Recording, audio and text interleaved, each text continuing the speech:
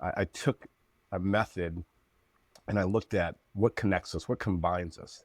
And I would be misinterpreting or lying to say that it didn't have something also to do with having 7 children, because really the way my brain works is it's borrowing all the time from yesterday, today, and then tomorrow. And I look at the fact that when you look at all these movements that people want to be vital when they come out of the belly, out of from in utero, it's typically they're being on their backs and then they roll and everyone's so excited. The baby rolled and they lift their head and they get to all fours and then they kneel and then they crawl some more and eventually they're on 2 knees and then eventually they're up walking and then they're jumping and then they're running, whatever it is. But I looked at those and I said, wow, okay, that's pretty primal and basic. We need those. And I came back to the common denominator that there's really only 8 foundational movements or 8 essential movements.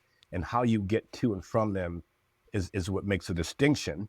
But we're all comprised of a head, 2 shoulders, 2 hips, 2 knees, 2 ankles. God, hoping that's the case, Right. and those are where I'm playing off those 8 foundational movements.